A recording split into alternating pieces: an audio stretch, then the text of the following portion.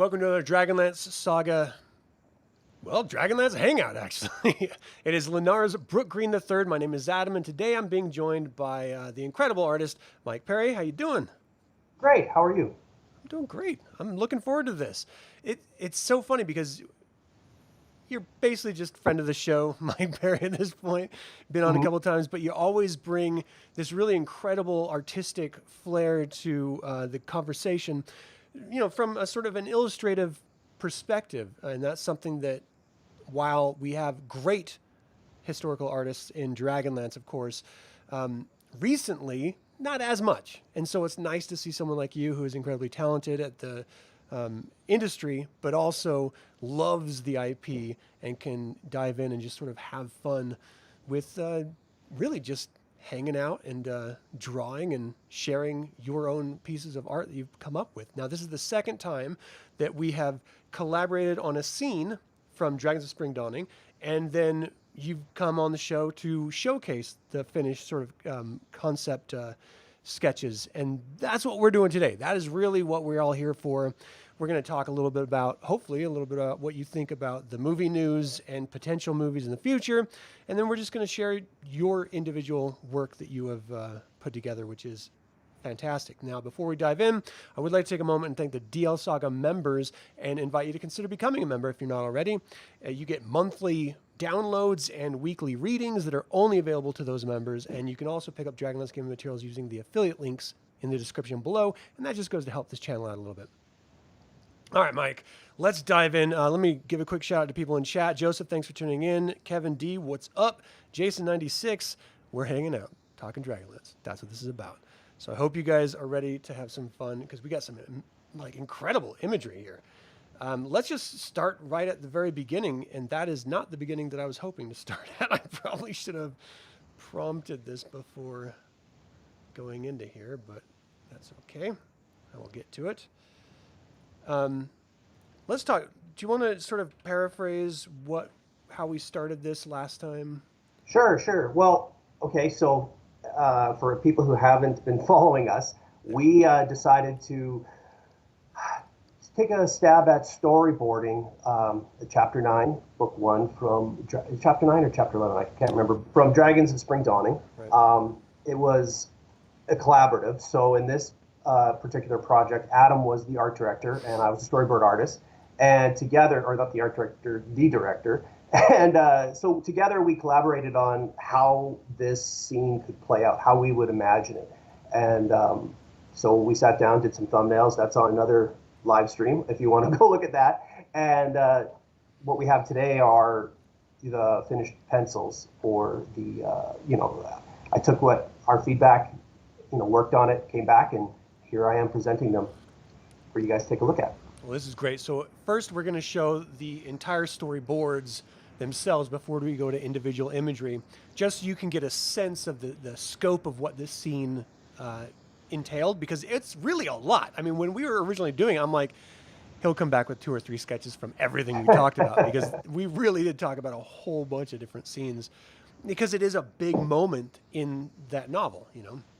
It's sort of... To be honest, yeah. Oh, sorry. To be honest, I was kind of overwhelmed by how much, it's been about 6 months, I think, since we had our last chat. And oh, wow. We went through it. There were a lot of boards. There was a few, we hadn't even finished the whole scene. We ran out of time. We talked for about 2 hours.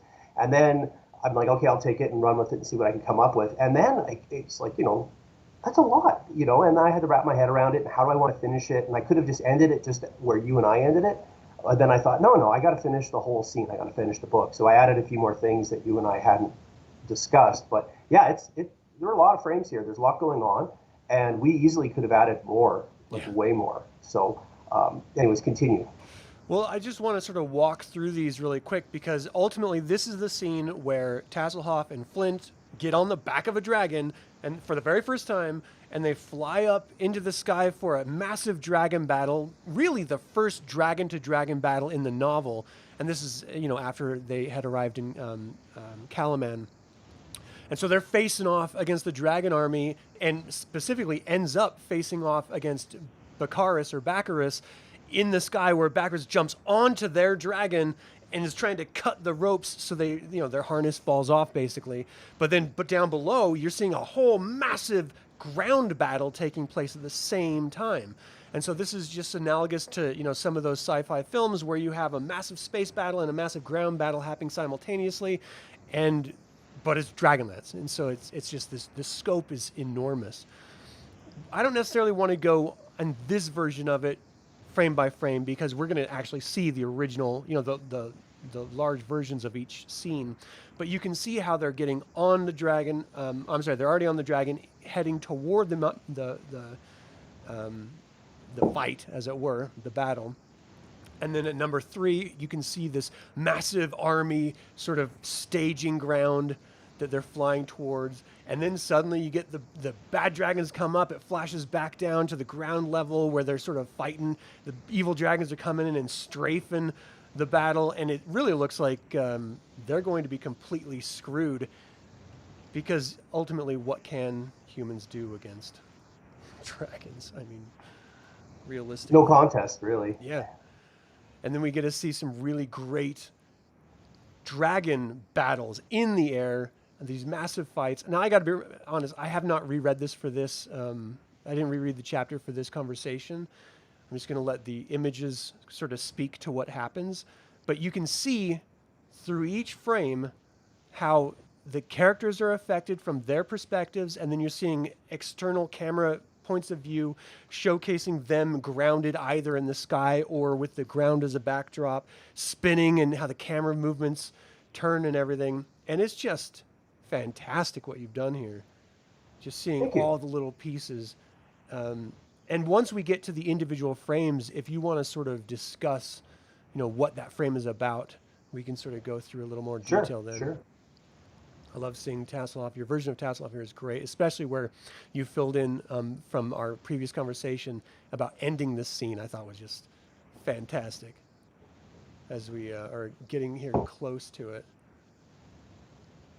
But this is just so great. They're like locked together, and they're plummeting down toward the ground, doing their best to unlock. And that's really what Bakaris is jumping off on onto the other dragon to do, is unlock them. But then you see this really great moment of, Flint is calling him a doorknob of a Kender or something like that. And Tasselhoff is just like, that was the best time ever. Truly. It really ended on a good note in the book too, right? Yeah. And the whole moment of Flint, clutching his chest and, did he have a stroke? What was going on? When you reread it, and after you and I went through it, I mean, it's vital to the ongoing story and what happens to Flint. And they do some foreshadowing there, but so you have to include it. It's pretty integral to the event, but, Tasselhoff's, he's kind of oblivious to what's going on. And then in the book, he's having a snooze next to the dragon at night, and then he finally goes, he was clutching the wrong side of his chest. I left that part out, just the part of him. We see it as the audience. Flint, something's wrong. He's not quite himself. And then Tasselhoff just, that was a good day. Okay, where's lunch? I thought that would be a good way to end that scene. Yeah, no, I think it's great. All right, let's get into it. So not all of these are going to need much context delivery because it's self-evident. But I mean, they've gotten onto the back of the dragon and they've flown off for the first time. I love the preamble to this scene where Flint is basically terrified. He doesn't want to get on at all. And the dragon is doing everything he can to show deference and respect to Flint so that Flint feels more comfortable with him and will actually get on the dragon back and stuff. He's like the fight is happening. We need to go. And Tasselhoff is just like, woohoo, let's go. This is great. I can see if there was an actual production of this, though, how they might cut that scene just because it's, budgetary and whatever, like where their priorities are. Right. And it almost seems like a separate scene. Like the chapter, we did the whole chapter as one scene, but that seems like a whole separate scene. Like I think the purposes of this, we were starting off with the establishing shot.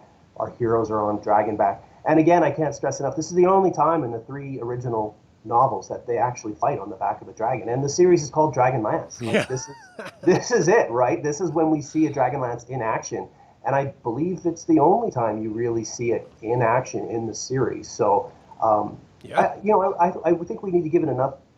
I think that's why we attacked it, because it's important and it's really cool, and we really get that climax, or it builds.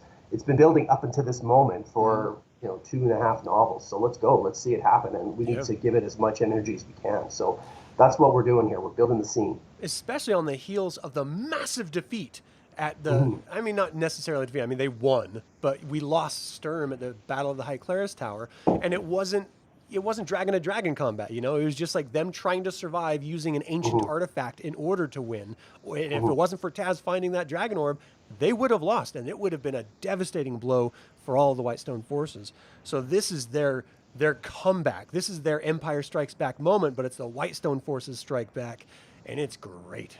I agree. And we get to see this nice sort of peaceful. We got this layer of clouds. You don't even know I'm sure if they filmed this scene, you would probably hear distant like booms or screeches of other dragons or something. But right now, this is the calm before the storm. You see the beautiful skyscape and everything.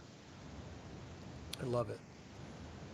And even this, I can't remember if we're seeing the armies facing each other, if we're just facing like Whitestone or the Dragon Army forces. Do you remember?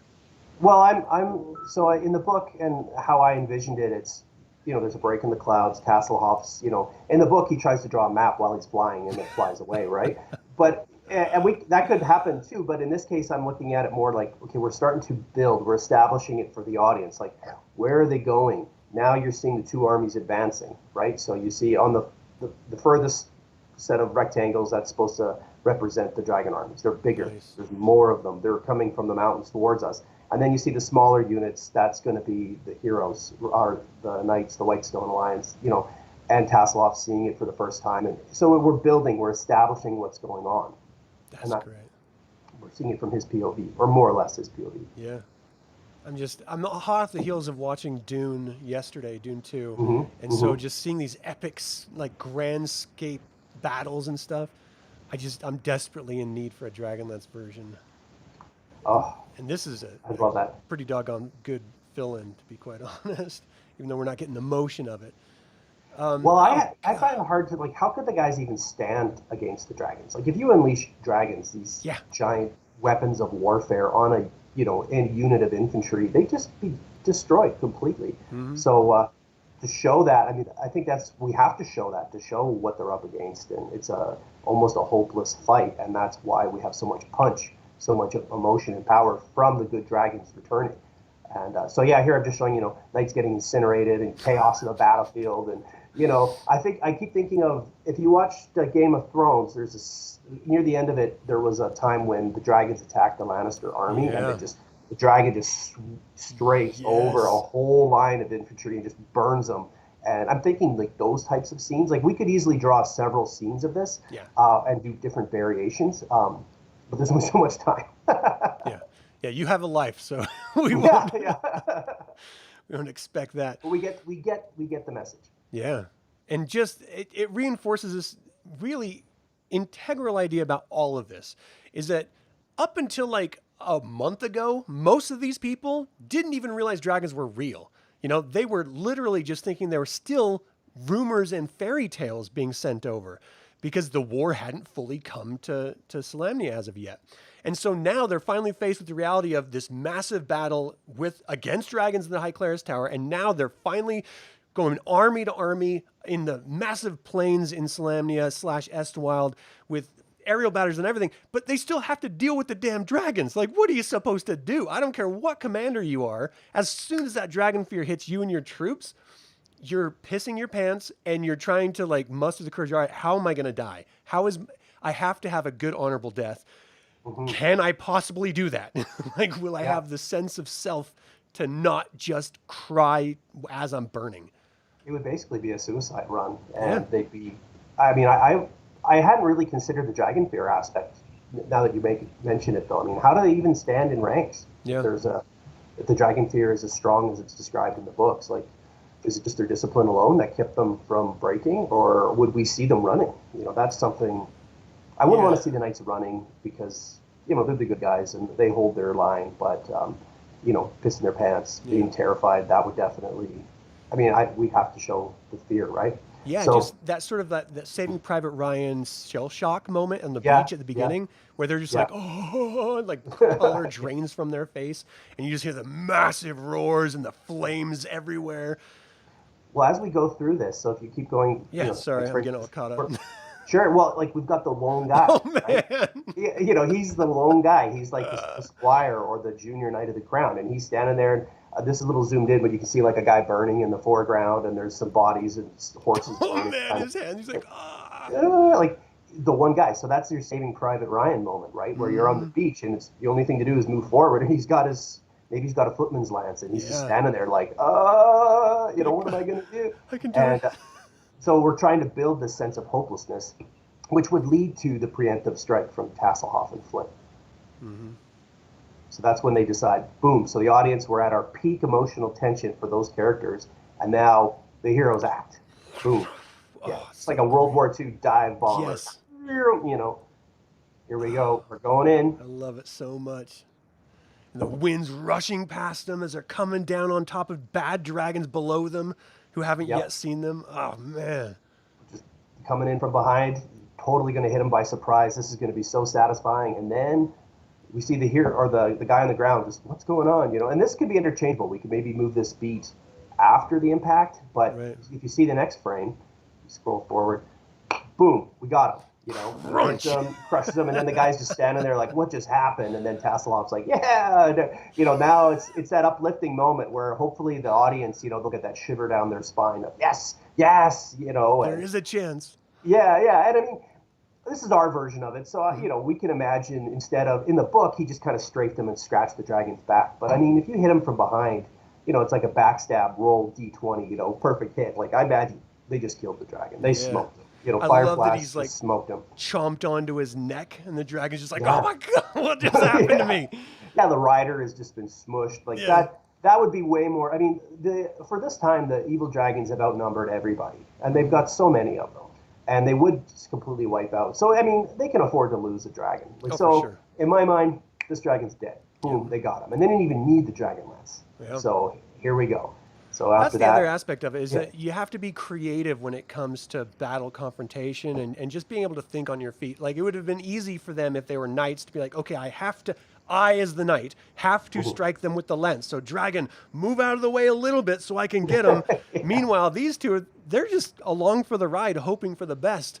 And the dragon's like, all right, whatever they're going to tell me to do, I'm going to do what I think is best in this moment. And I'm grounding this dragon right here. Well, can you imagine trying to take out a dragon with a footman's lance? It's ridiculous. It's ridiculous. And they didn't have a lot of them either, right? Because in the books, they only had, so many.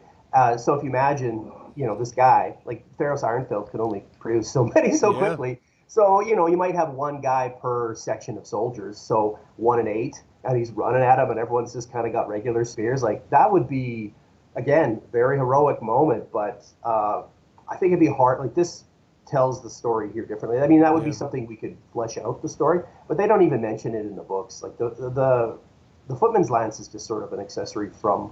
I think it's so players can use it more. In the modules. Yeah, I think I totally agree.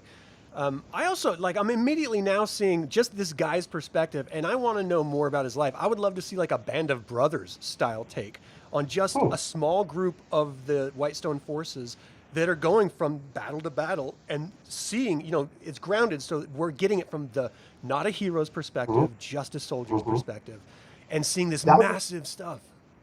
That would be really cool. That, any fanfics, anyone who wants to write fan fiction or, Wizards of the Coast wants to write a novel series going back to that time. Nice. That would be an interesting thing just to flesh out the War of the Lance. And also, maybe from the different areas, like most of the time, our heroes come from the Solus area, right? But to see characters from, the northwestern part of the continent, northeastern part of the continent, and, having to, maybe they're partisans or whatever. There'd be so many stories that can be told in the War of the Lance era. And the Band of Brothers part, that's pretty cool. That's a good idea. I hadn't thought of that. Keep it personal and intimate. And they're going right back up. Yep. Boom. It's like hit and run. I really like how you deal with your force perspective and your dragon designs and everything. It feels old school to me for some reason. I'm only looking at old school AD&D second edition stuff, the actual.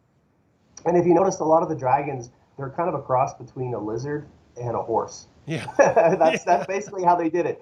And lots of spikes, and most of them just have the same 2 horns coming off the top of their head. There's, if you look at the classic red box version of the dragon, That's from D&D. That one has one giant horn, but that's the Larry Elmore design. That's kind of what I'm going for. Larry Elmore, Jeff Easley, not a little bit of Clyde Caldwell, but those are sort of my go-to guys. Yeah. The newer dragons, I know in the new version, they all have more unique looks, and they have hammerhead faces and giant, like more blocky shapes, more graphic design, and that's cool too. But it's not for me. This is what I'm going for. No, I like the personal versions and the homage to the originals. Yeah. So this. So now we have. Yeah, I'm sorry. Go ahead. Oh, I'm just saying. Now we have the. We're going to fight over who gets to narrate first. But now this is the evil dragon. They're looking up like, what? What's just happening, right? Did that happen? They're on the battlefield. And then this is sort of that, Gandalf coming over Helm's Deep moment, right? Where we break through the clouds and we pan in, or we zoom in quickly and we start to see these silhouettes, the dragons just coming. So if you can imagine in your mind's eye, rays of light bursting through this cloud, this is the darkest moment. Like a total Helm's Deep moment. This is what we're 100%. Going for. Oh, gosh. And it would be so great because you're seeing, I think there was like 3 different colors of dragons or 4 different colors of dragons that actually participated in the battles. And you just see the sun, those beams of light that are cutting through the clouds, cut by the forms of these dragons, the light reflecting off their scales, just sort of skewing a bunch of these colors, almost like I don't want to go too crazy with it, but like Christmas lights sort of sparkling in the night. Well, that's a really good point because they're all metallic dragons. So can you imagine the light effects, the lens flares and the sparkles? Like, it would make such a cool visual if they pulled it off. 100%. It would really be neat. God, it looks so great. And this is where they're like, oh, what is happening? Come on, let's go. Yeah, this is where we see Bakaris, attack, they're coming from the sky. Like, they finally recognize what's happening. So we see them, and then we have one evil dragon taking off into the sky.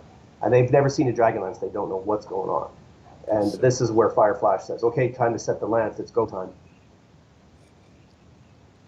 So cool. Oh, yeah, man. This one, your picture's a little cropped in, at least on my monitor here. Maybe it's not on yours, but we're missing a little bit of the action.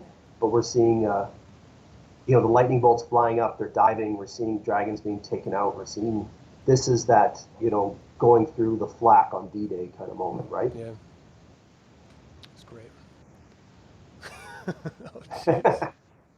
So this is meant as a 3-part shot, right? So we see the dragon, because in the book they describe a dragon getting hit the head with a fireball, and it goes down, and the knight on the back's just riding for dear, like he's dying, he's going to die. But this is that moment. So we talked about it. So if you scroll through this is like, frame 1A and then frame 1B. So you see, now that he's rotating towards camera, and then it rotates again, and we see the knight, and his face comes towards the camera, and then the next frame, impact.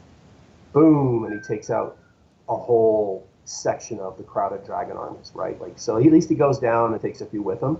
Yeah. But I kind of wanted to show, I thought it'd be interesting to do a little more dynamic shot sequence, but also to see that moment really was impactful for me in the book when that night he's going down and there's nothing he can do about it. Like the good dragons aren't invulnerable. That was an important part of the story, I think. And and you have to like steel yourself. Like you can't pilot this dying dragon. You just have to hold on for dear life and hope that you run into something that needs to die. So at least you helped a little bit, and it wasn't like just a total loss of lives. It makes me think of early World War I pilots where they didn't even really have parachutes, and they're flying over each other and dropping grenades, and they have pistols and machine guns. If you got hit, you had to try to deviate into like a ship or some other target. Yeah, and try not to, or how are you going to land? Like it was brand new warfare. And in the book too, they talk about how a lot of these guys were cavalry knights. Right? And they're trying to steer their dragons and have a nice formation, and how Fireflash just kind of ignores them. Like the reins are there, but they don't even. Where do they go? Right? How do they? Is that just for them to hold on to, or is that how do they communicate? And the dragons have all. I mean, a lot of them it describes that they're already veterans of. Basically they just had a long nap since the last time they did this, so they're good to go. And it's the Knights of Solamnia who are really kind of out of their element. It'd be nice to have some more stories of them in that point of view. Since you raised that point, my mind's just going. Right? Yeah, I mean, it was your illustrations that put it in my head. I think it'd be brilliant. one thing we didn't never really consider also is the fact that the Dragon Army has had months of training for their Dragon Riders. So their dragons and Dragon Riders have a back and forth relationship. Whether it's, totally simpatico or not is, irrelevant, because at least they know the tactics. They've trained.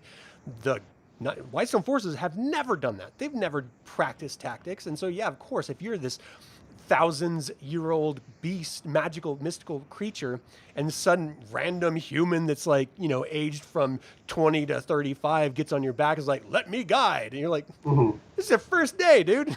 I've been doing this. I find myself, I'm doing these drawings, and I'm drawing all these millions of little men, and the thing I'm thinking about, like, is every guy on the back of a dragon a High Lord? And how many are there? Are they some kind of officer? How many dragons are there? I mean, if they had 30 dragons just in the blue army here, I mean, who could stand against them? Do they have 300? I mean, that'd be impossible. The scale is never something they talk about so much in the books, and maybe they flesh it out more in the modules, but I'm not sure. I'm not sure about that part, but I think about the nuts and bolts of this, like how would you run that, and how would you get to become a dragon rider, and who are these people? Are there a lot of them? Is there not so many of them? They're fun questions to ask. This is where you get to deep dive as a Dragonlance fan and just let's talk about it. We could talk about it for hours. Yeah. And, I'm sure there's other people who have opinions too, which would be cool. This is great.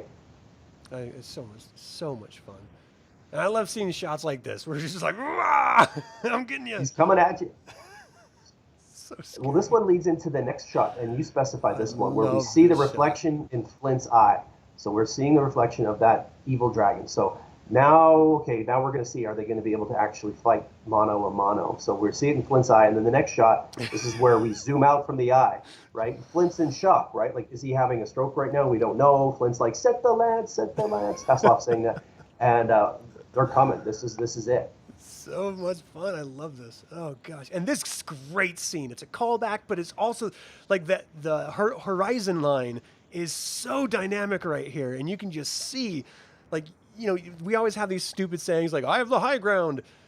Like they literally do. But how much does that actually matter when something is blazing fire at you or lightning or whatever? Yeah.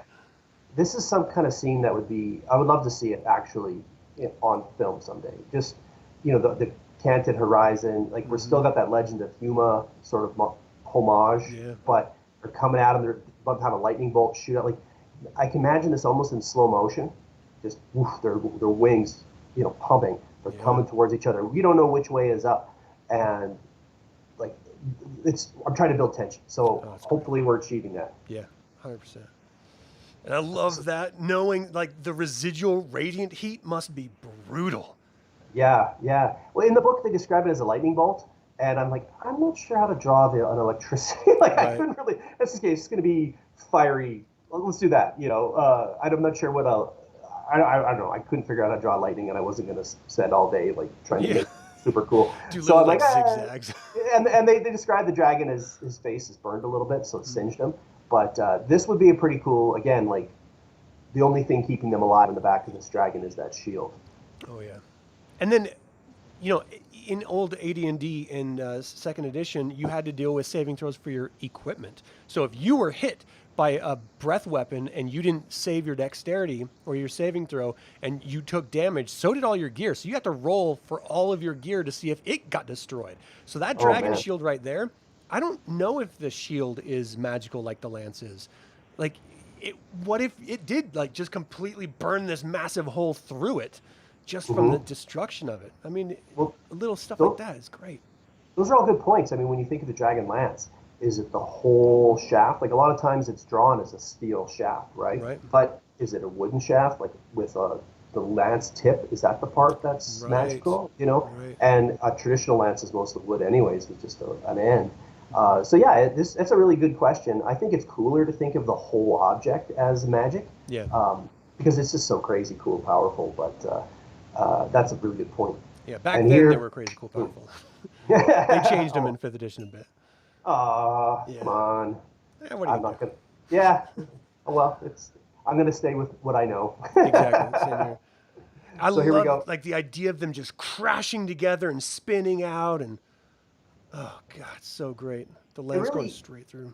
it really, they described as those two fighting it out in the air. Like imagine two cats suspended by a string in the air, just scratching at each other, fighting and clawing and spinning. And this would be, as a visual standpoint, I'm trying to think of how could the audience not get sick watching this? Because I really would want to see the camera spinning, and you don't know what's up, the horizon's going, and that's a tricky thing to shoot. That would be really tricky to not make the audience get sick. So, but you still want to convey that sort of gyroscopic motion. So I don't know. That would be definitely up to the cinematographer and stuff. But at this point, I really want to convey that sort of, you don't know what's going on. Are they falling? Are they flying? Are they wings flapping? Like, it'd be total chaos. So we go from this moment on. Like, I pretty much assume that the blue dragon's dead or he's dying, and he's just sort of giving up the ghost as he's doing this. And that's where Bakaris, I mean, he realizes right away. His helmet flies off. It's like, okay, I gotta make my move. And still, guy who's he's got one arm, and he still decides to drop from one dragon to the next in the middle of this. I mean, respect. Yeah, 100%. I mean, he's played off. I know he's a villain. Yeah, he's played off sort of like a jackass, but he's clearly effective. Oh yeah, like heroes are only as good as their villains. Yeah, you know, and I think people forget that when we write stories and we listen to stories. They want to have their generic bad guy but he's never.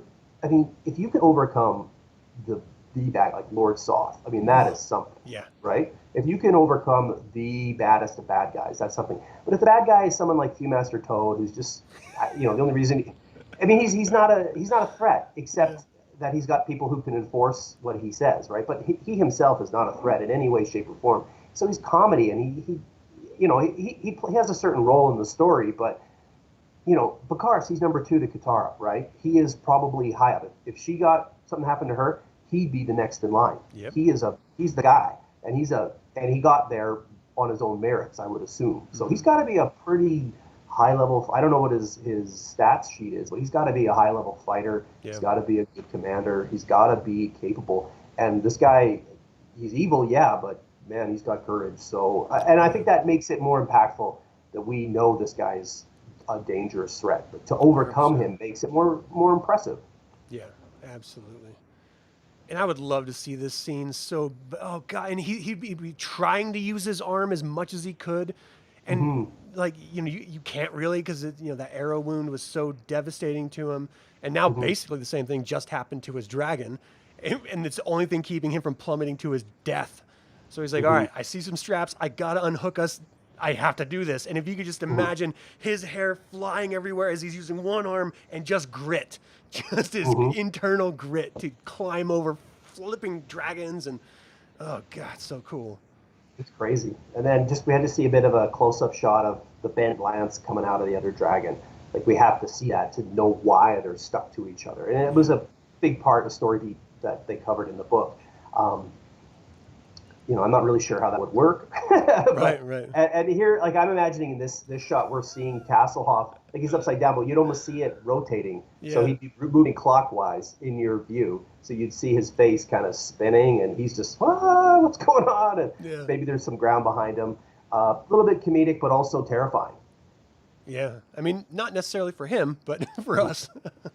There's a point in the book here where Tasselhoff kind of makes eye contact with one of the dragons. So I can imagine there's like chaos, and then like a slow-mo shot where you see Tasselhoff and this dragon's head, and they both kind of make eye contact as the chaos kind of. That kind of reminds me of, it's totally removed, but on Justice League, where Superman is fighting the entire Justice League, and the Flash is running behind him to get him from behind, and Superman just like slowly turns his head and looks at him. Yeah, something like that. Like that sort of slowdown of the story, because we've had this build up, this moment, this chaos, this action, and then everything's happening, and then we have a moment to slow it down just a minute, just so we can grasp just how crazy this really is, because what happens next is even crazier. So Taurus undoes his seatbelt. Click. I will not stay fastened. Yeah, and then I don't even know like which way's up. Like, how would you time it to know that gravity would get him to the next dragon, right? Like, what if he mistimed it, he'd fall back, and would the dragon fall into him? Like, this is crazy, right? So, sure, we'll just pretend physics doesn't happen, and he just jumps from one dragon to the next. So cool. He's, it was probably like a mix of the two coming together. Just Or with yeah, totally. Like, who knows how it would happen? Yeah. Maybe they just mushed into each other, or maybe they were even tight, like they were so locked together. Right. But you know, him, I imagine, right, what's going through his mind right now is, I can't believe I did that. You know, I did it. I'm here. I'm alive. I'm alive. And then we have this hero moment. He slides down the back of the dragon's neck to get towards the straps. It's so good. And now Flint's kind of going through his moment, and Tasselhoff's like, "Flint, what's happening? What's happening? You know, there he is. Stop it. Do something. Do something." You know, and Bakaris, like, that would be a pretty intense moment to see this guy cutting your safety strap, cutting your harness away. That'd be terrifying. So how, you know, I hope we can convey that to the audience. Let's see. Oh yeah, and poor Flint. I mean, we've had like little foreshadowings of him sort of having pain, chest pain and stuff, but we've also had him complaining about stuff that is nothing really to complain about, like his irrational fear of water, his griffin mane, you know, horsehair mane, and allergies and stuff. So we're like, is he really hurt, or is he just reacting this stressful situation the way he always does? And that's right. Yeah, I mean, it's an interesting story element, and you know, Tasselhoff is not really sure what's happening, and I'm hoping to show, you know, Flint he's in shock, or I think he had a stroke, or some kind of thing. So he's just trying to he's just completely out of it. But in this moment, we finally see him. Okay, I got to do something. Like, Tasselhoff's screaming got through to him. We finally see the hero, and now he's got to fiddle with the mechanism. Thank you, Larry Elmore, for doing a breakdown on how that thing. You know, you've got all the cotter pins and everything set together, and I mean, it makes sense. So I just had to try to recreate that. So there's Flint's doing that, and then another strap gets cut. And Tasselhoff comes out to save the day. So great. Yeah, he's just, oh, here we go. I was trying to think, should I give him Rabbit Slayer for this? You know, that'd be funny, yeah. Yeah. Well, should I put Rabbit Slayer in this one? But, you know, I didn't, because if you in the next scene you see, he's kind of he's got them all wrapped up, right? This is such a great scene.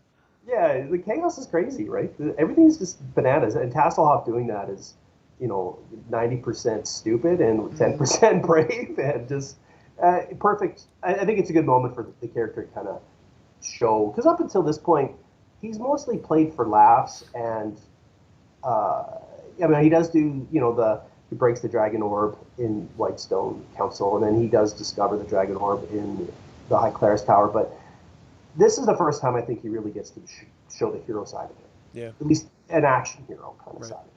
I don't know. Do you agree, or would you think 100%. Yeah. I mean, I don't even know if it's like intentionally action hero-y. He's just sort of like, I've got to do something. Like, someone's got to do something. Yeah, well, quite often, and he talks about it at times when he's alone. So more in the legends, where everyone else kind of did the hero stuff, and I just kind of was along for the ride. Yeah. And this, I think, is a good moment to show that, no, he's a hero too. He's a hero of the Lance, even though he's a Kender and people don't give him a lot of respect. He is a hero. And so here's a wide shot. We're plummeting down. Yeah. And just this really places, because we don't know how high in the air they were. We don't know how long they were trapped together. We just know that we were focusing on the action. But this puts us like right back in, oh yeah, they're going to die.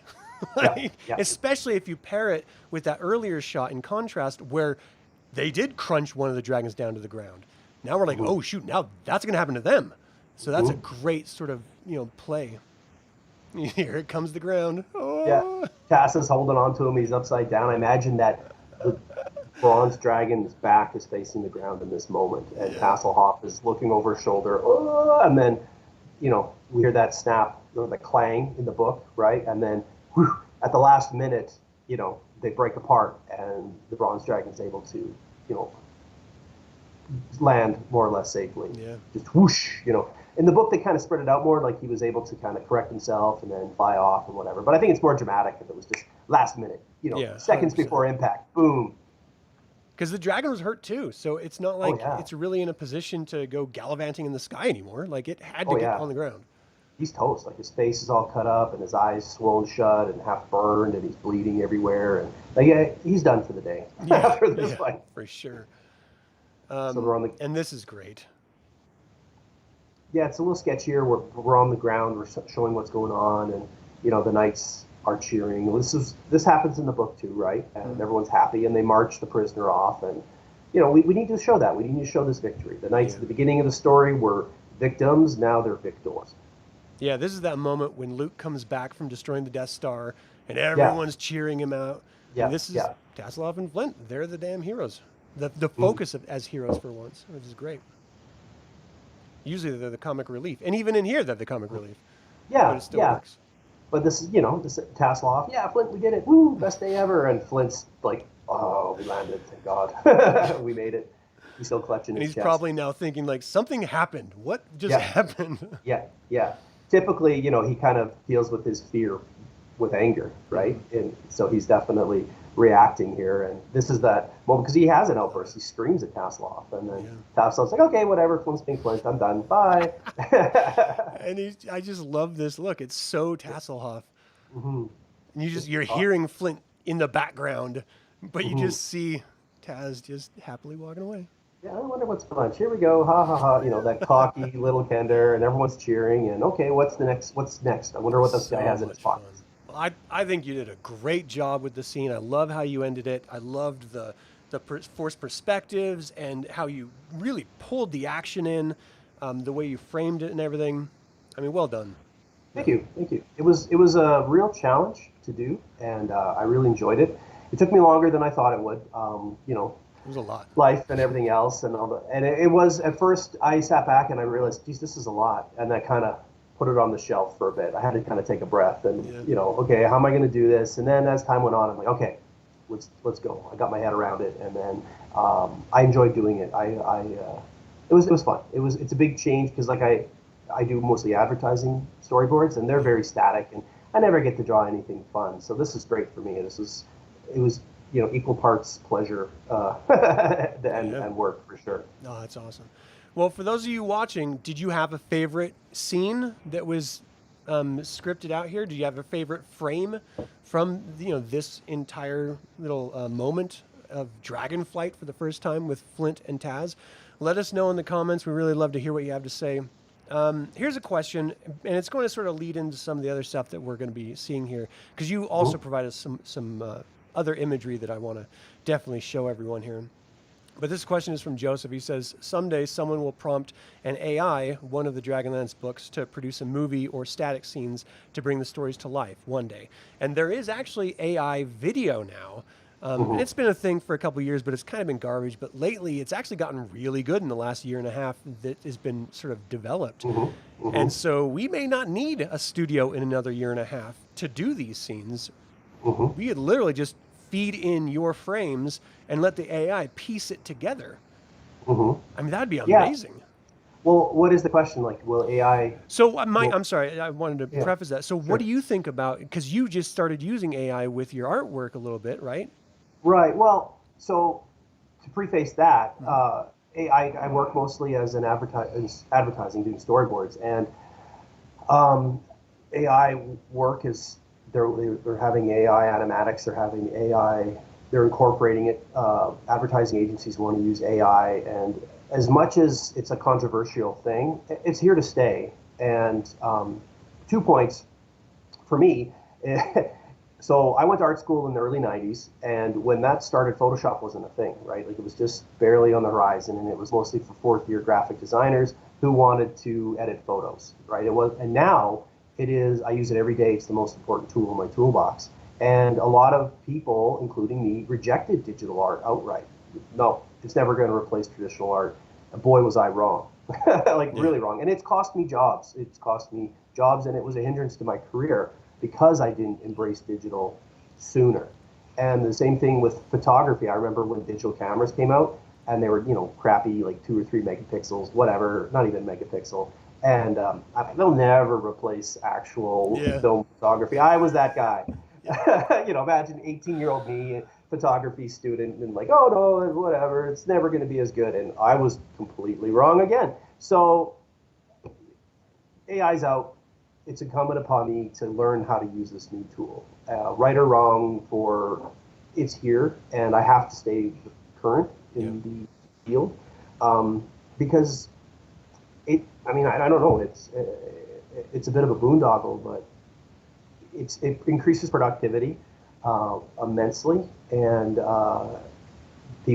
time is money, and it's a tool, and you can use it for all kinds of things, like writing scripts, taking a bunch of storyboards and compiling it into things.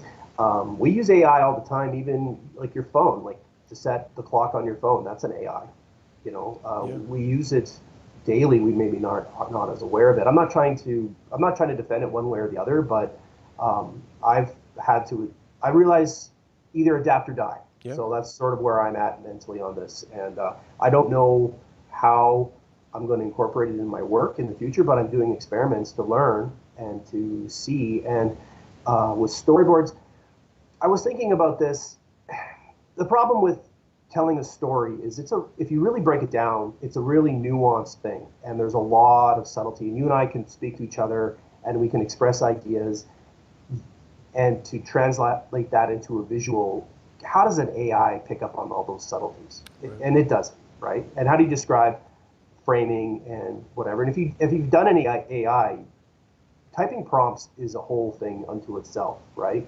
And editing it and getting it, and it's a very iterative process. And AIs are training amazingly fast. Like the technology's it's improved so much in the last 6 months. It's amazing.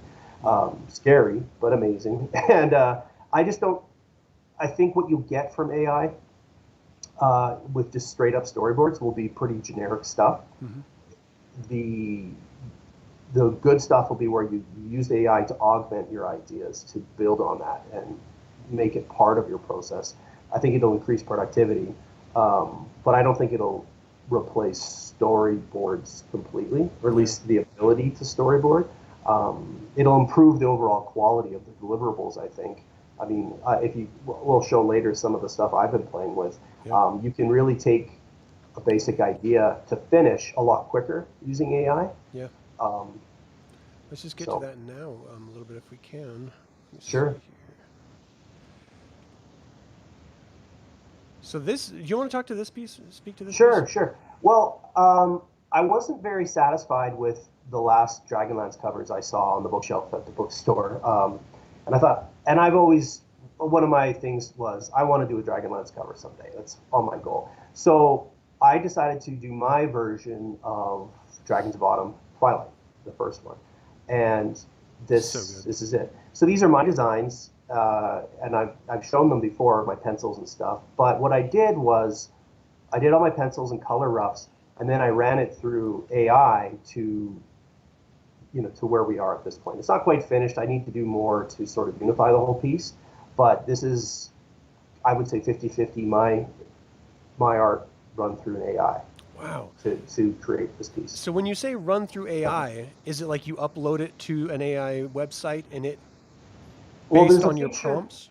There's a feature, so image to image is a feature you can use in some of these AI visuals. So you'll take your drawing or your color rough or whatever, and then you run it in there, and then you run it through a bunch of models and different, I don't know how familiar you are with the different terms like LoRa's and embedding and stuff, but you have a bunch of models. You can run it through that and then adjust it. And then, so in the case of, say, Goldmoon, I would do her character separately and then run it through a bunch, and I would do multiple iterations. So let's say 15 different versions, trying different things, this, that, and the other.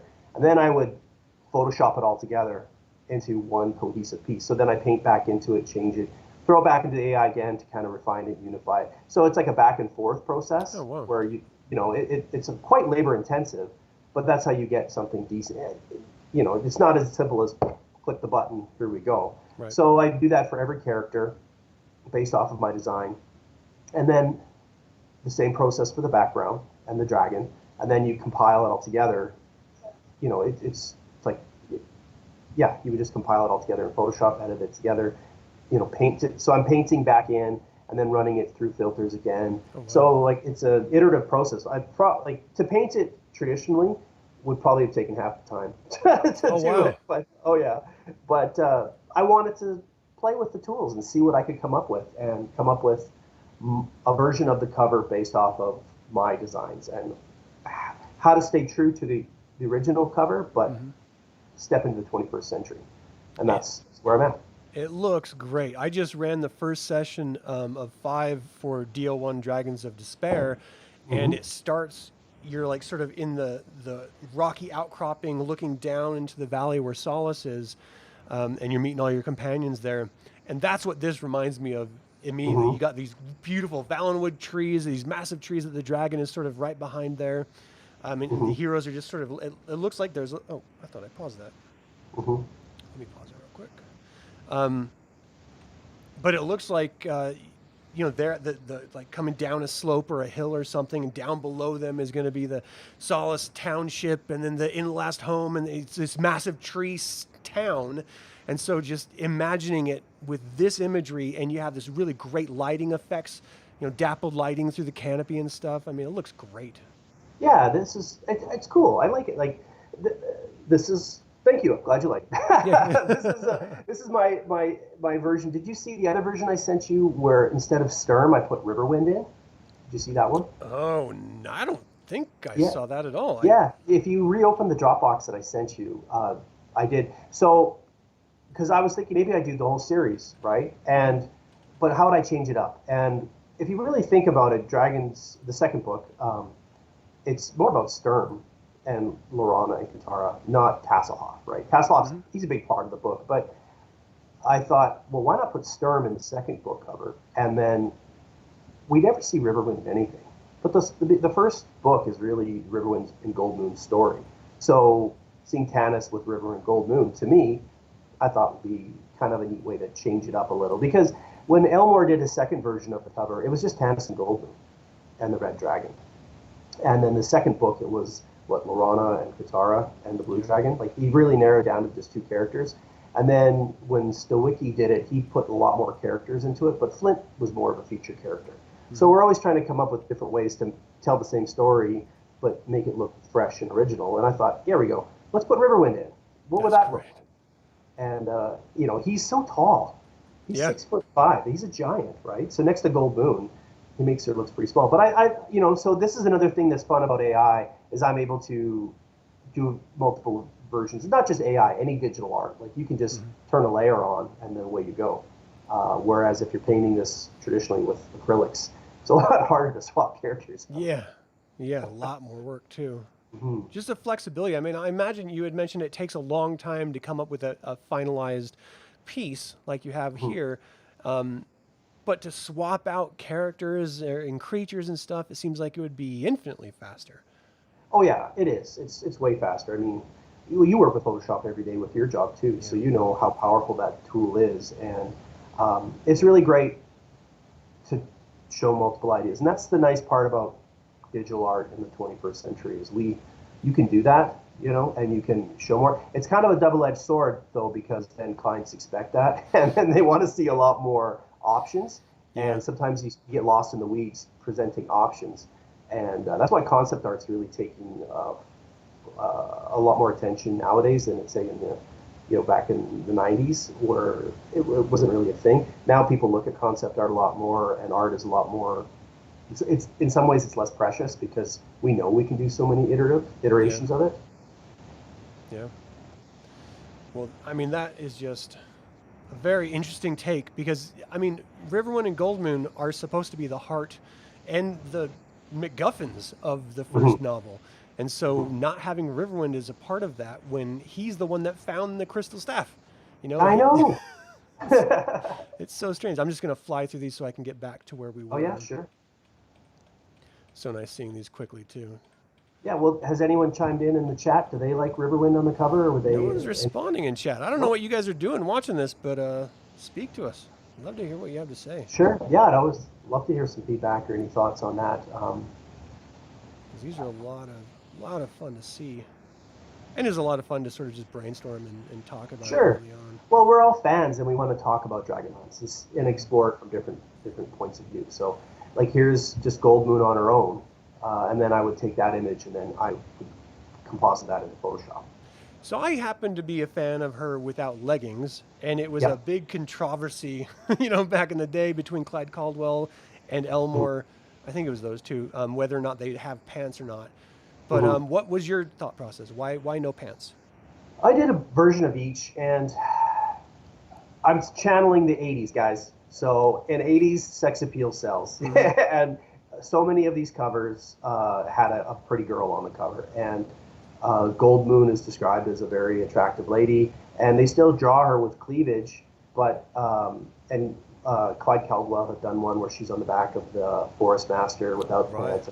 And then the one where she's DL1, Dragons of Despair, she's not wearing pants, I think, when they're fighting the Black Dragon in Zaxxaroth. So there's a precedent for it, and you know, sex appeal is it's very much part of 80s culture and 80s sales and Dungeons and Dragons. It's a huge part of it. So I mean, you see these women with tons of mascara and eyelashes and makeup, and yet they're wearing a chain kini fighting. I mean, that's a pretty solid trope. So For you know, sure. maybe it offends some sensibilities to see her without pants, but I'm just trying to stay faithful to the original source material from back in the day. Yeah, I can't imagine. And I mean, I'm sure someone would take offense Mhm. because that's our world. But you Mhm. know, just if you don't like it, don't look. Yeah, I mean, you could do a version where she's wearing buckskin pants too. I mean, it makes some more sense. I imagine she's got some in her trousers or in her backpack. Sorry, and she puts them on when it When gets it's cold cold, outside. yeah, Yeah, I make mean, it it's a depend. warm. The book starts. It's a warm autumn day. It's not bad, but I mean, later on when they're trekking through Pax Darkus into Thorberton, I mean, of course, yeah, she'd probably put some trousers on. Oh It's yeah, just, that's how it goes. When 100%. it's hot outside, I take my sweater off. Yeah, yeah. This is so, great. I love the beard. so yeah, this was a finished illustration I had sent. I'd shown you earlier of Harold Hacken, right? Mhm. Uh, and all I did was run it through an AI filter just a little bit. So like we're talking 10%, 15%, and so that what it did is it took the rendering to the next level. And I think that's where you can see a lot of artists will probably start using AI or incorporating into their work Mhm. because you can improve. Like I could render it to this level, but it takes so much time, guys, right? And time's money in the commercial business. So, if you can submit, I could rough in, I put all my colors, I do all my stuff. Like I've already shown you the original illustration. To Yeah. take that and then bump it to the next level, like in Photoshop, I don't know if you guys are Photoshop nerds, but you can just do adjust levels and it'll make your image better, right? No. We've got all these filters you can add in Photoshop just to adjust this color, change this brightness, add this filter, make this whatever.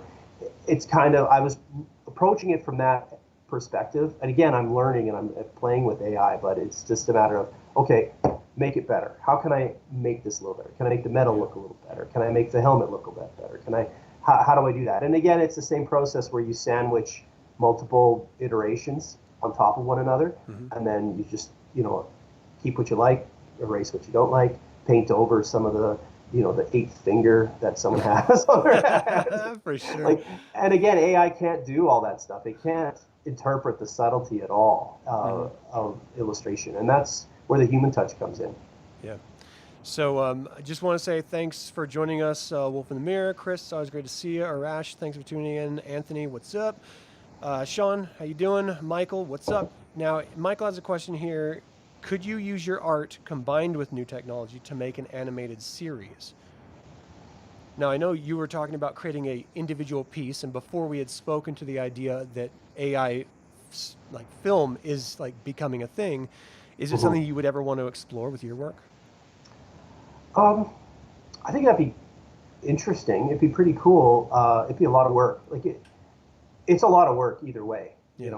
Like one, you can't just AI make me a movie based off of this. You still have to go through the whole process of developing your story and then doing your script and your storyboards, feeding it through, editing.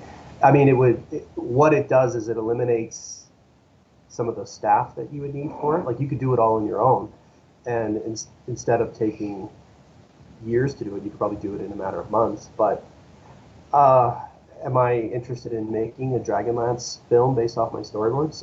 I hadn't thought about it. I'm still old school. I'm just going to draw the stories. We're going to tell the stories. We're going to talk about it. But that's something I hadn't thought of. No, it'd be fun. Yeah, it would be great. Hmm. So here's another one. This looks great too. Hmm. again, it's just The skin and everything.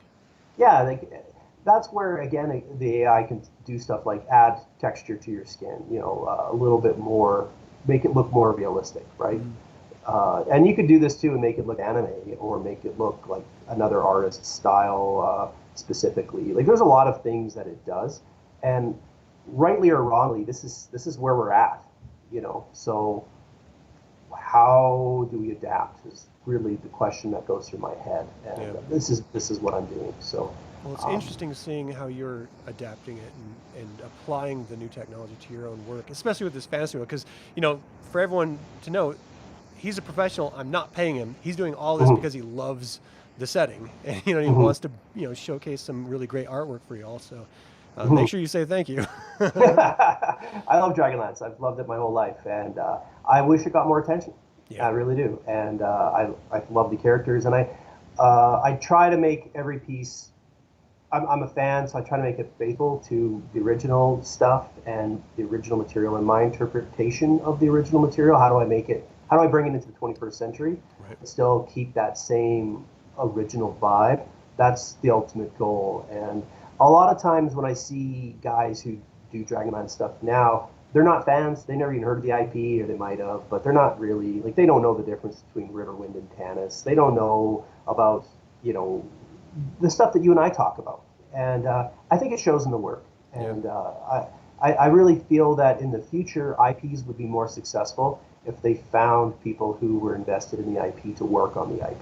And that might be a shameless plug for me, but I think the fans resonate. We have fans want to see work made by fans for fans Yeah. to celebrate the thing. And new ideas are great, and they can really help augment the IP, but you got to balance that with uh, some authenticity to the Yeah. source material.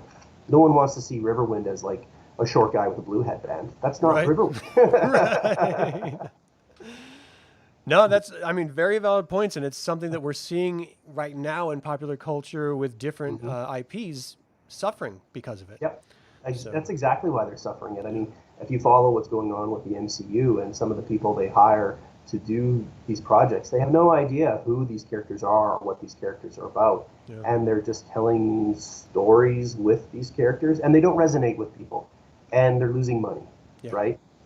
You don't make you pick a random character from any IP. You don't make a story, say like She-Hulk, and then make her a secondary character in the story. Right.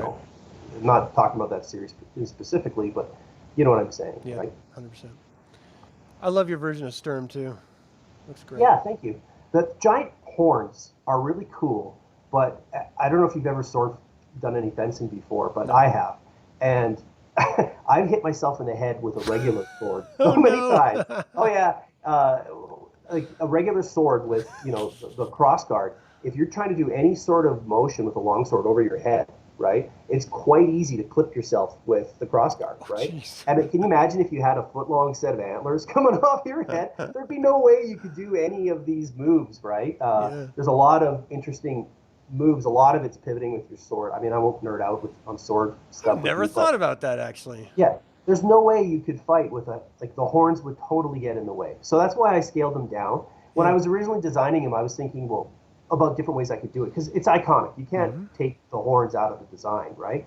But maybe even instead of physical horns, we could, etch horns into the helmet. All right. The design or maybe some brass. Like there's ways you could do it to make it visible that there's horns, Mm-hmm. but still make it a lot more practical for sword fighting.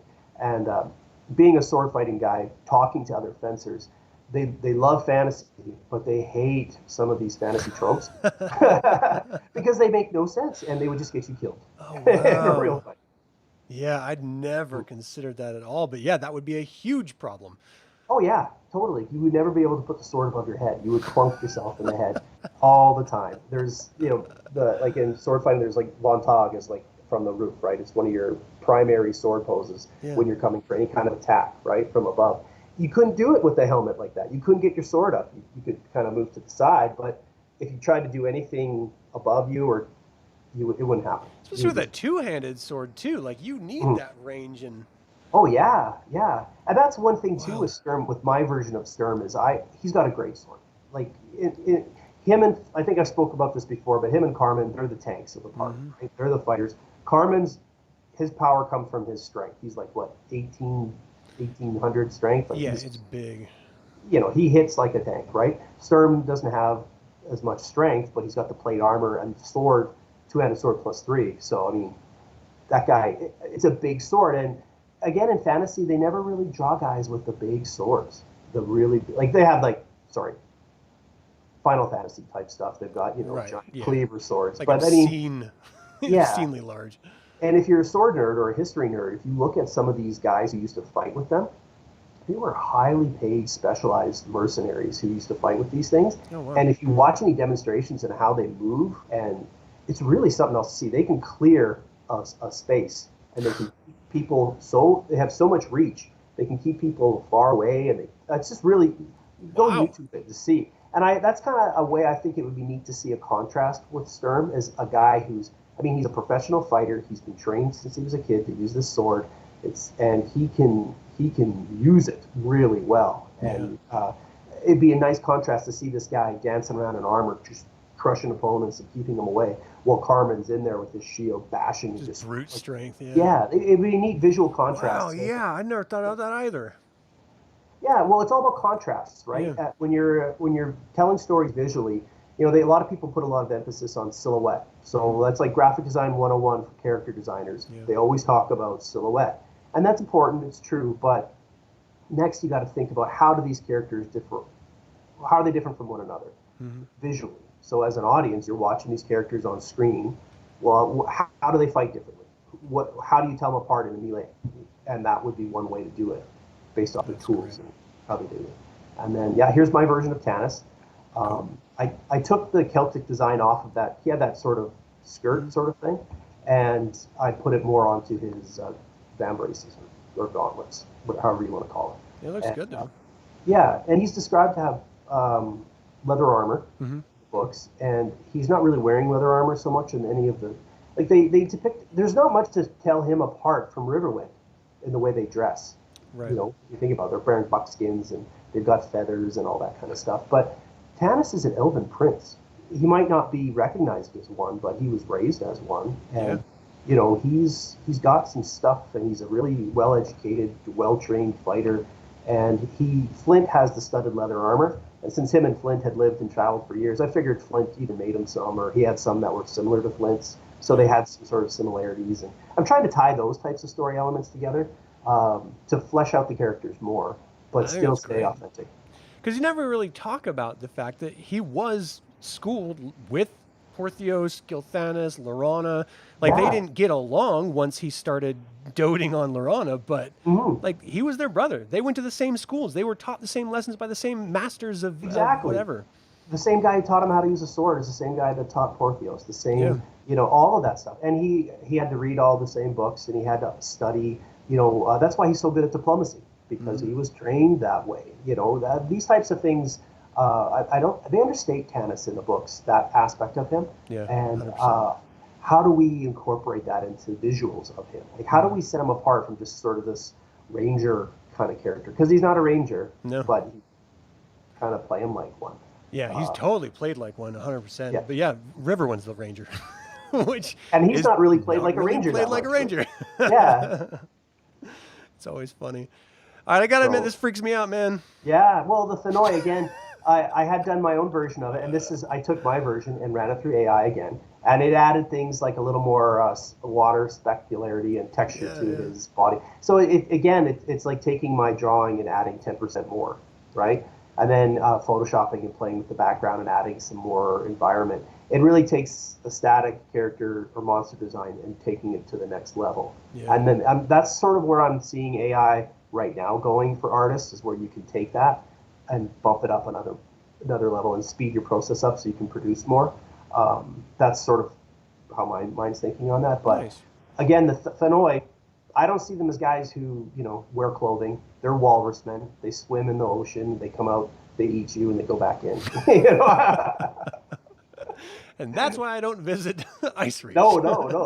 I think the Ice Reach is such a cool area. Yeah. I'd love to see more about that in the books.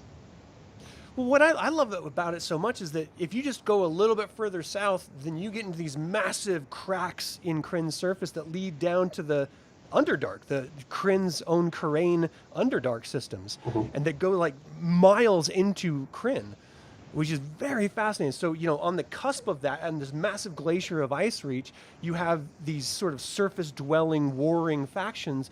But if you go a little bit further, you have massive communities that live hidden away from all other cultures and problems of Krynn underneath its surface. It's The really, really Underdark, fascinating.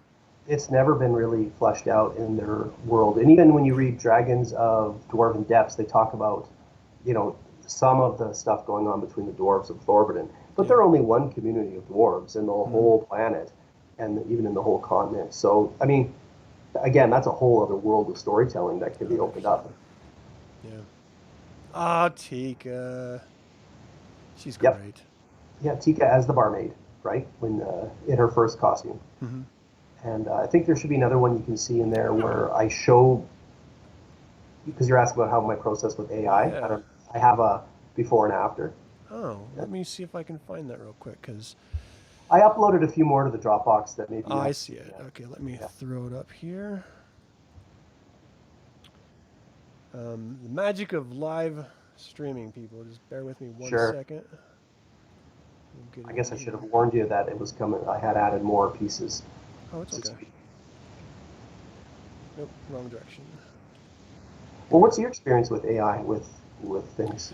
None. I've never used it. I'm ignorant to how to effectively use it. Like I've generated random images Mhm, off of or text prompts, but I've mhm, never refined anything. I don't really understand it. And when it comes to like me professionally, mhm. we just don't ever use it.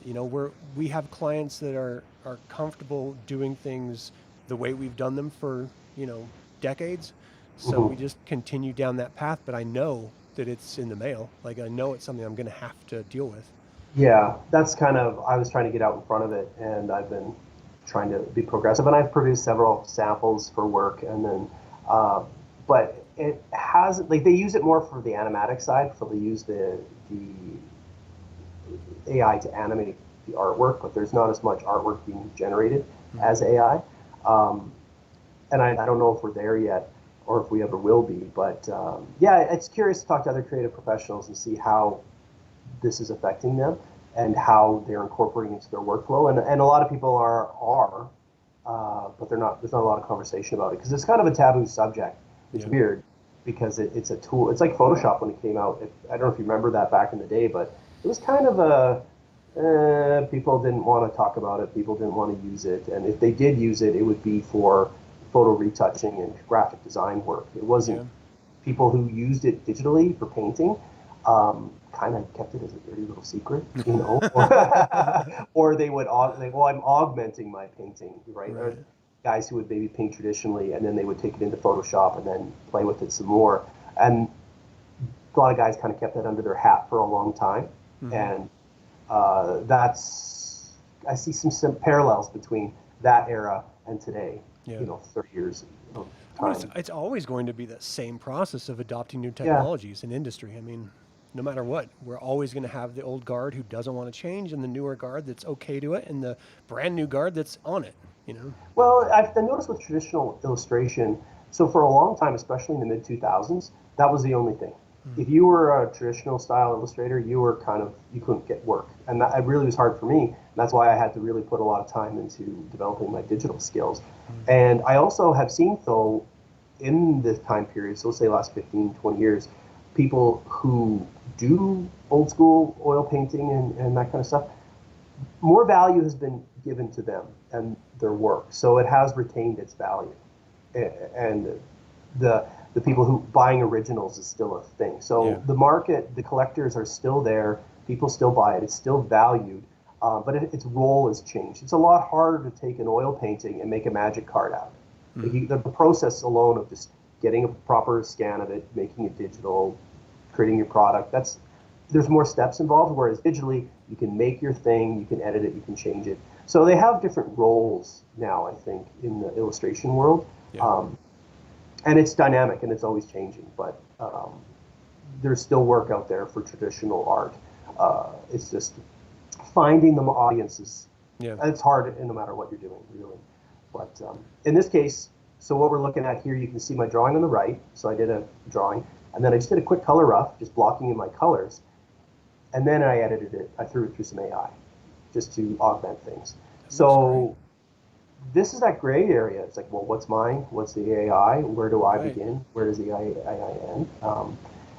From a commercial standpoint, I'm not sure I'd be allowed to submit something like this as a finished product to go into a book, right, or something.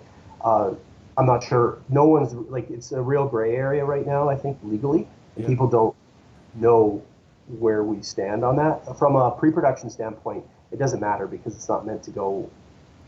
It's not meant to go into a product or anything. It's just for it's an internal use sort of document, right?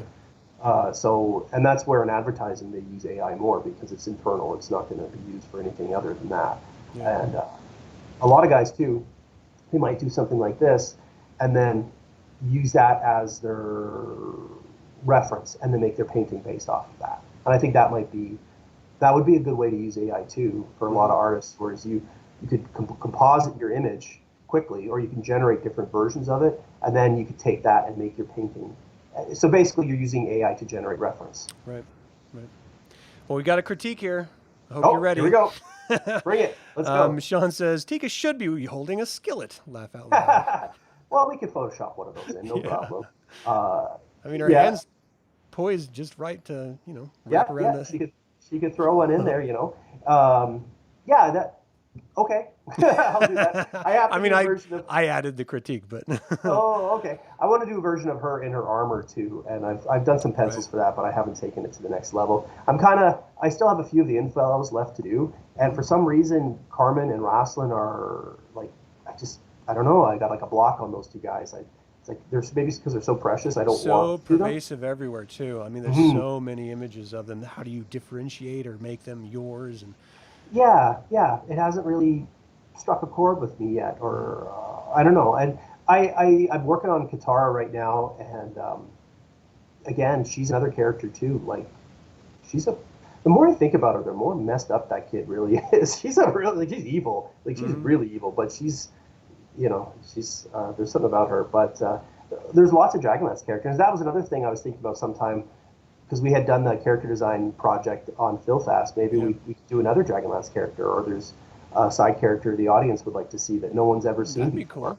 Hey, so let us know in the audience, what would you like to see, what character would you like to see developed? And then maybe we can do a whole show based around just, brainstorming with you, the audience, in, bringing that character to life. I'd like that. That'd be fun. And I like collaborations. It really gets your inspiration going, and it's fun to talk about these characters and revive. Like, you might bring up a character that I haven't thought of in a long time, and then, oh wow, that's pretty cool, and I'd like to see more of that guy. And how would we look at it? Like, character design it's a passion for me. There's so many side characters if you really go through the cast of Dragonlance. Oh yeah. And a lot of them, most of the time, it focuses on the Infellows, and are in some of the main villains. Like, there's a million pictures of Soth out there. Yeah. He'd be fun to do too, don't get me wrong. But what about, is there any villains, any heroes? Like, who comes to mind for you that you haven't seen much of? I've always liked the idea of that, the Dragon High Lord from Kur that took over, I think it was the Blackwing. I'm trying to remember, Solace Sands or something like that. Oh, I can't remember. Does his name start with K or something like that?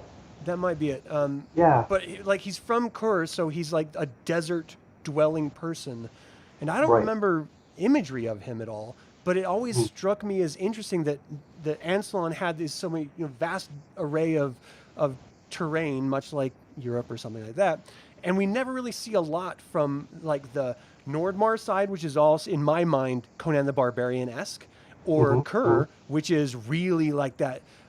Middle Eastern fantasy era sort of style, and it's never really showcased, and I would love to see that. Is there much literature on a character like him? Like when I think of the original modules, and I think of the original 6 novels, I don't think he's even mentioned. I think, well, he must be mentioned in the like Dragons of Triumph or something like that. They talk about him probably, but Yeah, I don't think know there's if a they lot really on. talk about him much other than just having a name and saying this is the High Lord for that. You know what I mean? Yeah, but there So is like I think a stat sheet for the guy and a little yeah, bit going on there. yeah, So there's something we could work with. That would be one character. For villains, I mean, Viewmaster Toad. There has been some paintings of him. yeah. There's I'm been not even sure what great a painting. hobgoblin is supposed to be. I Well, it really definitely am. doesn't look like Viewmaster Toad. Yeah, yeah. I'm Like like, the first edition hobgoblins, they were outfitted like samurai. It was yeah, weird. Like in the monster manual, it was very, very strange. And then they completely changed to like World of Warcraft version of orcs, which is yeah, strange that that was yeah. a shift. But Maybe that's something we should do is try to flesh out what some of these evil monster races were in yeah. Krynn, right? Because the Minotaurs, yeah, they're pretty well covered, but Mhm. Draconians, yeah, there's quite a bit on them. Well, here's a controversial question for Minotaurs: hooves or Mhm. feet? Well, you look at They got some of the toes, stuff. or do they have hooves? Well, who is it? Brahm did a great one for Kaz the Minotaur, and he Braum had is feet. great. Yeah. Yeah, he's really great. And his Kaz had feet, but he had the Minotaur head. Um, I, I guess it depends how you look at it. If you go from the Greek mythology, the Minotaur only had a bull head; it didn't have the feet, right? Mm. Uh, but adding the feet kind of gives it that more animalistic thing to it, though. Yeah. How Minotaurs are drawn. I remember, did you ever have the Talatus modules? You probably did. Yeah. But Love they them. had a lot of really great illustrations of Minotaurs from Talatus and Dragonlance, and Yeah. I think Larry Elmore did a lot of them. And the character designs, and they're all very Roman. They're like Roman Straight up senators. Roman. Yeah. Yeah, they're full on Romans wearing, but they all had feet. That's Hmm. kind of how he drew them, right? He didn't do Yeah. hooves. How about you? Are you a I've hoof only or a seen foot? a hoof painting once, and I think it was for like Land of Minotaurs or something like that. I never read the Yeah. novel yet, but yet I will eventually. Hmm. I like the hooves because it grounds them as beasts more, Hmm. and I like the idea of like a generationally evolved beast. First they came out Hmm. of the Grey Gem of Gargath and the magic of chaos, and then suddenly they're like this species that's enslaved for generations, like Hmm. hundreds and hundreds and hundreds of years, well, thousands of years actually. And so they didn't get any sense of autonomy except for up in Taladas. And then after the king priest, destroyed the world, then they, went off and got their own little islands with Mithas and Kothas. But I like the idea of a bestial species that Hmm. finds evolution and culture, and so I like the idea of them being a little bit more beastly visually as well. So I would Well, go it for plays hooves. too. I think it plays towards them. Traditionally, they're the villain characters, right? Like Hmm. they're a monster that you fight. So, if they're more beastly, they look more threatening. They look more alien. They look, Yeah. I like that idea. I like going with that, and they look scarier, like way scarier. You Yeah. know, Yeah. it's bad enough that you see a guy running around with a bullhead, but then to see the bottom half of them too is that what that would be Yeah. pretty crazy. I'd lose my I mind. What about any other characters? Like there's some, like my daughter has given me a list of characters, but Mm. there's like Berm, the Everman, kind of stings in my head a little bit, and his sister. Yeah. How to create the visual of the gem being in his chest? Is it very Iron Man-y, or is it, do you sort of cover it Yeah, up with clothes, or do you just show the revealed flesh? right. Um, That'd be interesting, and Jeff Easley's done a painting of it. I think it was one of the modules. I want to say like it's not Dragons of Light, but it's like DL9 or DL10, and it's Carmen, Rasslin, and Berm on the cover, if you remember that. And you I see, don't think I remember yeah, look the it up. Everman on it. He's got the gem, but it's really high up. It's right up on his collarbone. Mm. And I've always like when they say it's in his chest, I'm thinking like Yeah, Iron Man, like it's in his chest. 100%. And he draws it quite small, like it's just a small little thing. And I always imagined it as like a big emerald chunk in his body, and Right. never something quite so subtle. I like the idea of it almost being like the gem's fractured or something, and then your body has to fight, whatever doesn't belong in it. So it like builds up calluses or like something Mm, around the edges. Maybe it's like slowly poisoning him, even though he's like, eternal because of it. So you're seeing like veins and stuff coming off of it, maybe, and that might be a fun one to do live. Be interesting. What about Because he's from the Naraka that area? area. Hmm. So, Well, what about like so he originally falls on a broken column and then he gets the gemstone embedded in him. What if it was like shards of gemstones, like chunks of gemstones, like little, lots of little, because that would be mean looking. Like it would look like road rash. You never see someone who gets in a motorcycle accident and their arms just look terrible. yeah, what What if if it it was some kind of, physically hurts him? yeah, Like, something you cover up, something. interesting. If you saw it, it would shock you. Yeah. Uh, but Yeah, it they wouldn't be thought, like a nice little chest plate looking thing. It would just be yeah, like, oh yeah. my gosh, are you okay? Well, that could be a really neat twist on the character too, to flesh him out. And there's a lot of characters, secondary characters in the first book, like Evan Shatterstar, and he's sort of, Yeah. a villain hero kind of character. He's also an NPC in the game, and I like kind of those characters. You almost don't even blink and you miss them, but they're there, Hmm. and they're ones that haven't been touched yet. And breaking ground would be really cool. That's why I enjoyed working on Feel Fast because no one Yeah. had really broken any ground on him before. Yeah. Well, we have a comment here from Mark with an E. How you doing? Thanks for tuning in. Would Alhana Starbreeze be notified notified if Sturm's alive again via the Star Jewel? So he's referencing the newest trilogy of books where Sturm goes back in time with Raistlin, Destina, Tasselhoff, and they end up meeting. These are spoilers, by the way, for people who haven't Mhm. read it. So don't watch this if you don't want to hear it. But basically, he meets Majir and Huma, and so they go back in time. So then, if Alhana, so he goes back in time in an era where he didn't have the Star Jewel yet.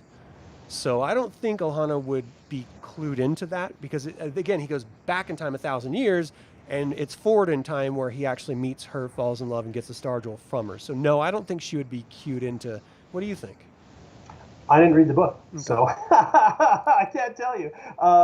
It makes sense. The reason, though, your logic Yeah. follows. I mean, if she, I mean, would she even exist at that time? Was she around during Huma's thing? No. No. So if he went back No. in time, it wouldn't reactivate the Star Jewel. And Right. if he had the Star Jewel, what would it do? Would it resonate with someone else? And, like, is it an heirloom, or is it made Right. only just for her that she passes on to her lover? Like, that would be an interesting thing. What if, like, her ancestor, gets a buzz in her ear? There's someone Oh around. yeah.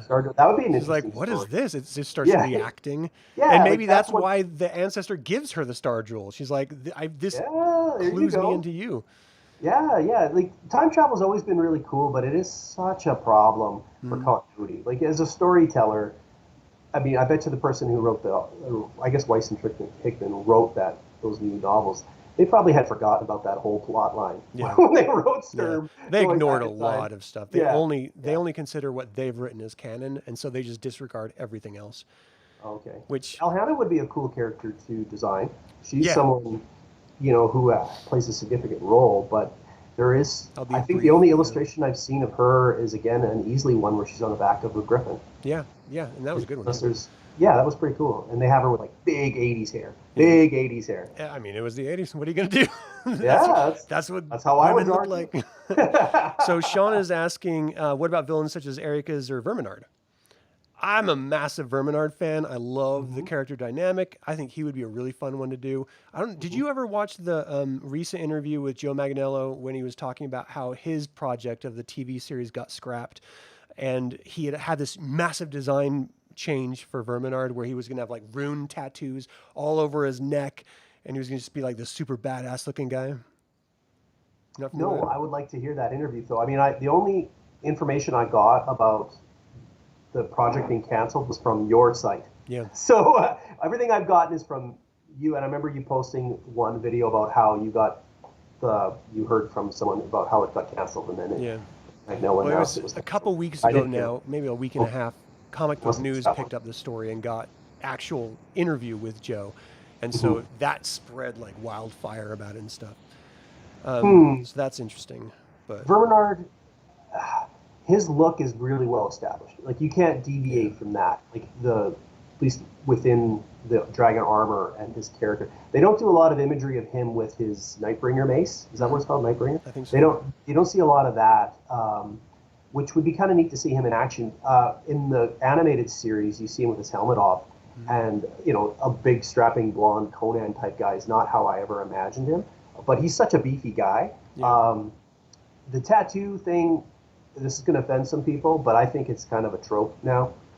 People, to me personally as a designer, and I'm just going to piss everyone off, but I think it's lazy design because if your character needs tattoos to look cool, he's not a cool character, right? Right. And it's just window dressing on the person. It has to. You see guys like God of War. He is a really cool character, Kratos, anyways, and then he's got all his tattoos, and that augments him, right? But some people use tattoos as a way to. It's the only idea they have, really, for the design. Like, how do we make them cool? Let's cover head to toe in tattoos. It's like, well, it's been done a million times, and how does it really set him apart? And where does that fit? And the way tattoos are culturally, only in the 20th century have they become such a huge influence on our society, right? Like you'd see before that, Outlaws. sailors had them, and bad guys had them, and people would have them for cultural tradition, tribal or whatever have you. So now it's just like you get guys like, well, my favorite TV show is this, so I'm tattooed on my arm. Or my favorite hockey team is this, and then people cover themselves in all this stuff, and that's not. I don't know that. That's a whole kettle of fish I don't really want to get into. Yeah. I guess I would like to see Verminard. I don't know. That would be someone we'd have to explore and really get into. Ariakis, he's another character that doesn't get a lot of love. You only really see there's a picture of him, I think, on the Dragonlance Handbook, where he's dead and Tanis is standing over him holding the crown. Yeah. But he doesn't get a lot of description either of his physical appearance. I don't think in the original series he's an integral character. He definitely needs some love. Yeah, the villains don't get a lot. He'd be a cool one to explore, I think. Michael says, "What about folks and creatures from underwater world? That might be cool too." Which I think that'd be cool too. Yeah, underwater creatures. I mean, we see one thing with some Demurnisty elves, one painting, and that's kind of it. There's not a lot. There's some illustrations and stuff out there, but. Well, the whole sequence where they're in Istar, in the Dead Sea, that's a really cool sequence when you think about it. And when they're wandering around the replica of or what was left of the King Priest's building, I don't know, the temple. And then Apoleta is like the name of the whole city of Istar is all crushed down there and stuff. Yeah, there's that red wizard down there. Right, like those are characters that don't get any. No one's ever drawn them, as far as I know. That would be kind of fun to break ground of those two characters. Yeah. And in that module series, to replace the thief and they had Krynn and Serinda were added to the heroes. Do you remember them? No. It's been so long. Well, when they broke the parties up into two parties, right? Because they had so many characters after DL4, they broke it up, right? So half of them went towards Dragons of Ice, DL 6 through 10 or 6 through 9? 6 through 9. And then the other half went to Sylvanesty and with the Dragon Orb that way. And then they kind of recombined at the very end for the last couple of modules. And you could pick and choose which heroes you wanted. But they had holes, like they didn't have a thief because Hasselhoff was the thief, right? So since Tas went with Lorana, they needed to have a new thief character. And that's when they came up with that Krynn guy, he's a Kender fighter thief. Nice. And then Serinda is an elf or half-elf fighter mage, I think.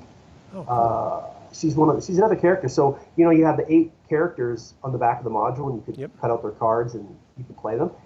That's who she is. Right? Those two characters are. And they don't get any love either, but maybe there's some fans out there from my generation who played those modules and enjoyed them, and maybe would like to see more, That'd be really cool. There was a Withersbane character. There was a monk. Yeah, I think Waylorn. He would be, Waylorn. He would be very cool too, because there's versions of, depending on the fate card that you draw for that module, or not that one, but future modules, he could actually be a reincarnation of Huma. Yeah. So it just depends on how the Talus cards play it out. But I mean, that's another cool option too, because he's supposed to be a druid, but then he might be a reincarnation of Huma. So how do you create this version of Huma that's almost like a Lancelot in Excalibur when he comes back to save King Arthur from the film, and he's like long hair, wild beard, not the Lancelot we knew early on in the film, and he's just killing people with like massive maces and just going crazy. That's kind of that version of Huma for me. I think that would be a fun exploration. That would be cool. He's again is one of the PC, or you could play him as a character later on. So yeah, he would be fun too. Like there are actually a lot of gems in the modules, a lot of really neat characters, and even some of the characters like the Highbulb from Zaxxarath or Boo. Oh yeah, Highbulb would be great. But you know, secondary characters, fun characters. Armin Karras would be cool. You name it. But yeah, I mean, Waylorn's cool. That's just where it'd be great to get feedback from viewers if they had characters that they like, that they've never seen before, that they want to see, and we could really break some ground and maybe create a character image that the fans collaborate together, something that we can own. I mean, we made this. That'd be kind of it's on you, audience. All you have to do is respond, and we can start doing stuff. I mean, they've given us a few ideas here, so. Okay. You know, I mean, I think that's, if we want to do like Erica's or Verminard, or if we want to do any of the sea creatures that they mentioned, or anything that you and I have discussed. I mean, maybe you even want to just revisit Minotaurs and see what, you know, your version of Minotaurs would be or something like that. And we definitely have some starting points.